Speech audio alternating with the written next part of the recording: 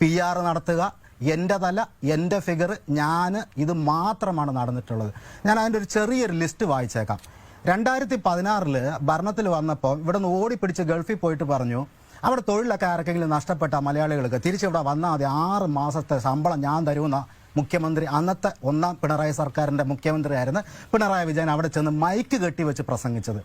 ഇതുവരെ ഒരു പ്രവാസിക്കും കോവിഡിൻ്റെ സമയത്ത് ജോലി നഷ്ടപ്പെട്ടു വന്നവനും ഒരുത്തിന് പോലും ഒരു 10 പൈസയുടെ ഉപകാരം ഈ 6 മാസം ശമ്പളം പോയിട്ട് ഒരു ദിവസത്തെ കൂലി പോലും കൊടുക്കാൻ ഈ പിണറായി വിജയൻ സർക്കാരൊന്നും സാധിച്ചില്ല. പക്ഷെ അന്നത് പറഞ്ഞപ്പോൾ ദേശീയ മാധ്യമങ്ങൾ ഉൾപ്പെടെ വാവ്, പിണറായി വിജയൻ ഇതുപോലെ പറയാൻ മറ്റൊരു മുഖ്യമന്ത്രിക്ക് സാധിക്കുമോ? കൃത്യമായ PR വർക്കായിരുന്നു അത്. അത് കഴിഞ്ഞിട്ട് 2016 അത് കഴിഞ്ഞിട്ട് ചെയ്തത് എന്താണെന്ന് ചോദിച്ചു കഴിഞ്ഞാൽ, ഇവർ അതായത് 2018 കോടികൾ മുടക്കിയിട്ട് വൻമതിൽ, അതായത് വനിതാ മതിൽ നടത്തി. അതിനും ദേശീയ മാധ്യമങ്ങളിൽ ഭയങ്കര PR ആയിരുന്നു. ഫാസിസത്തിനെ എതിർക്കാൻ, ലിംഗനീതിക്ക് വേണ്ടിയിട്ട് കേരളത്തിലല്ലാതെ പിണറായി വിജയനല്ലാതെ വേറെ ആർക്കും ഇതുപോലെ ഒരു വനിതാ മതിൽ നടത്താൻ സാധിക്കത്തില്ലെന്നാണ് പറഞ്ഞത്. അതിന് 50 കോടി ചെലവായില്ല എന്നുള്ളതൊക്കെ തർക്കമാണ്. അത് കഴിഞ്ഞിട്ട് ഇപ്പോൾ 2025 എവിടെയാണ് നിൽക്കുന്നത്? നമ്മൾ അയ്യപ്പ സംഗമം നടത്തി. അന്ന് ആ വൻമതിലിനെ എതിർത്ത സുകുമാരൻ നായരിനെയും വെള്ളാപ്പള്ളി നടേശനെയും കൂടത്തി ഇരുത്തിക്കൊണ്ട് ആചാര സംരക്ഷണം നടത്തുന്ന PR വർക്കാണ് ഇപ്പോൾ നടത്തിക്കൊണ്ടിരിക്കുന്നത്. അത് കഴിഞ്ഞിട്ട് പിന്നെ ഉടനെ അതിനോടനുബന്ധിച്ച് പറഞ്ഞു, നായർ മുതൽ നായാടി വരെ ഞങ്ങളെല്ലാവരും ഒരുമിച്ച് നിർത്തി ശ്രീനാരായണ ഗുരുവിന് ശേഷം കേരളം കണ്ടിട്ടുള്ള ഏക, അല്ലെങ്കിൽ ഇനിയുള്ള ഒരു നവോത്ഥാന നായകൻ എന്നുള്ള ഇമേജ് ഉണ്ടാക്കാൻ വേണ്ടിയിട്ട് അന്ന് നവോത്ഥാന സമ്മേളനം നടത്തി. കുറച്ച് കഴിഞ്ഞപ്പോൾ ആ നവോത്ഥാന സമ്മേളനത്തിൽ ഉണ്ടായിരുന്ന ദളിതരായിട്ടുള്ള ചില തിങ്കേഴ്സിന് മനസ്സിലായി ഇത് നവോത്ഥാനം ഒന്നുമല്ല, ഇത് PR വർക്കാണെന്ന് പറഞ്ഞിട്ട് അവരതിൽ നിന്ന് ഇറങ്ങിപ്പോവുകയും ചെയ്തു. അത് കഴിഞ്ഞപ്പോൾ പ്രളയം വന്നപ്പോൾ മത്സ്യത്തൊഴിലാളികൾ ഉണ്ടായിരുന്നതുകൊണ്ടാണ് 55,000 പേരെ ഈ വെള്ളത്തിൽ മുങ്ങിപ്പോകാതെ രക്ഷിക്കാൻ സാധിച്ചത്. അവരെ കേരള സൈന്യം ഒന്ന് വിളിച്ചു. അതിന് മേളിൽ ഞാൻ രക്ഷകനെന്ന് പിണറായി വിജയൻ പറഞ്ഞു. എന്നിട്ട് ആ രക്ഷിക്കാൻ പോയ മത്സ്യത്തൊഴിലാളികൾക്ക് തിരിച്ചു വന്നതിന് ഫ്യൂവൽ കാശ് പോലും കൊടുക്കാത്ത ആൾക്കാർ ഇവിടെ ഉണ്ട്. ആ ഫ്യൂവൽ കാശ് കിട്ടാത്തതിൻ്റെ പേരിൽ ഇവിടെ ആ മത്സ്യത്തൊഴിലാളികളെ ആദരിക്കാൻ വേണ്ടിയിട്ട് നടത്തിയ പരിപാടിയിൽ നിന്നും ഇറങ്ങിപ്പോയ മത്സ്യത്തൊഴിലാളികളെ എനിക്കറിയാം. അത് കഴിഞ്ഞപ്പോൾ ഇപ്പോൾ നിപ്പ വന്നപ്പോൾ ആദ്യത്തെ നിപ്പ വന്നപ്പോൾ എന്താ പറഞ്ഞ്, 20 പേരിൽ രോഗികളുണ്ട്, നമ്മൾ എല്ലാവരെയും ചവിട്ടി പിടിച്ചിട്ടുണ്ട്, നിപ്പയെ ചവിട്ടി പിടിച്ചു. ഭയങ്കര PR വർക്ക്. അന്ന് 20+ രോഗികളുണ്ടായിരുന്നെങ്കിൽ അന്ന് 18+ രോഗികൾ മരിച്ചു.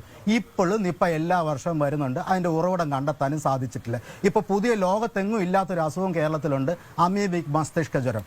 അതിനും നമുക്കൊന്നും ചെയ്യാൻ പറ്റുന്നില്ല. പക്ഷേ എന്തൊക്കെ PR ആയിരുന്നു. നമ്മൾ കുട പിടിച്ച് നിൽക്കുന്നു, PR വെച്ചിട്ട് ചവിട്ടി നിർത്തുന്ന നിപ്പയെ നമ്മൾ തൂത്തുവാരി ഓടിച്ചു. ഫുള്ള് PR, എൻ്റെ ഫിഗർ, എൻ്റെ തല, എൻ്റെ ഫ്ലെക്സ്.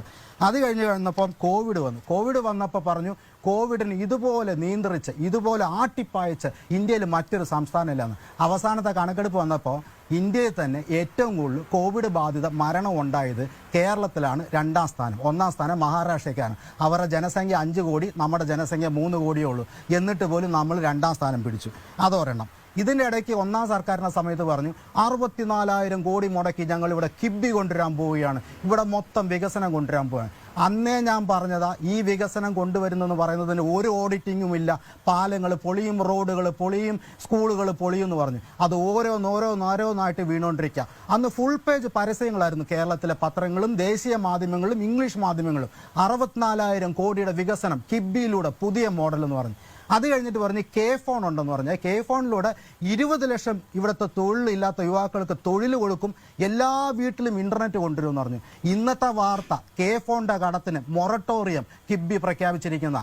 അന്ന് K-ഫോൺ പദ്ധതി കൊണ്ടുവന്ന് റിലയൻസിനെ എയർടെലിനെ ഇവിടെ നിന്ന് ഓടിക്കുമെന്ന് പറഞ്ഞ തോമസ് ഐസക്, അന്നത്തെ ധനമന്ത്രി, ആ PR എല്ലാം നടത്തിയിട്ട് ഇപ്പൊ പുള്ളി മറ്റേ ഈ തൊഴിലിങ്ങനെ വാരി വിതറുന്നതിൻ്റെ ഇടയിൽ റിലയൻസിൽ സിം കാർഡ് വിൽക്കാനാണ് കുടുംബശ്രീക്കാരെ ജോലി ഏർപ്പാടാക്കി കൊടുത്തിട്ട് അതിൻ്റെ കണക്ക് പോലും ഒരു നാണവും മാനവും ഇല്ലാതെ ഫേസ്ബുക്കിൽ എടുത്തിട്ട് അലക്കിക്കൊണ്ടിരിക്കുക അദ്ദേഹം. ഇതിനിടയിൽ സൗജന്യ ലാപ്ടോപ്പ്, എല്ലാ കുട്ടികൾക്കും സൗജന്യ ലാപ്ടോപ്പ്. ഇതിനിടയ്ക്ക് സീവേജ് ക്ലീനിങ്.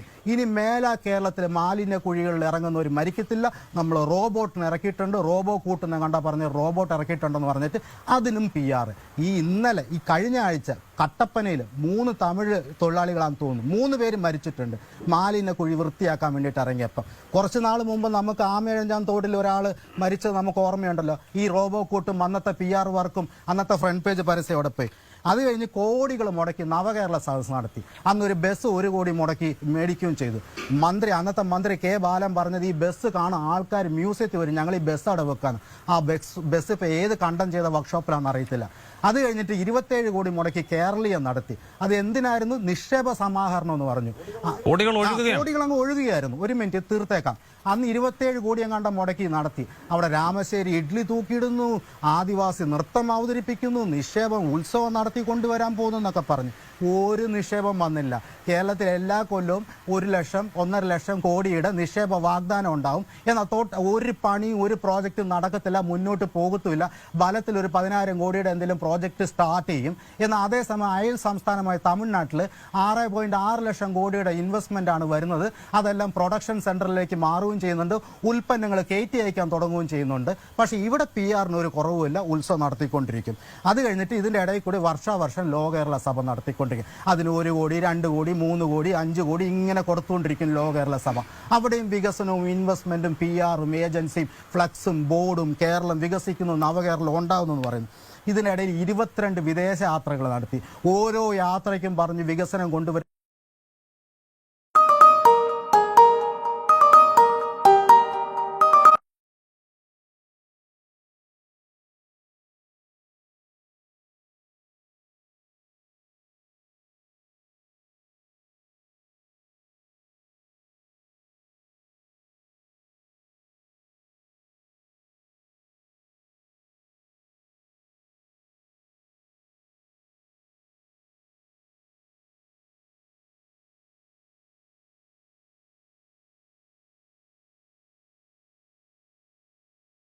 പറഞ്ഞ് വികസനം കൊണ്ടുവരുമെന്ന് പറഞ്ഞ് ഇവിടെ ഫ്ലെക്സ് അടിച്ചു, പ്രസ് റിലീസ് ഇറക്കി.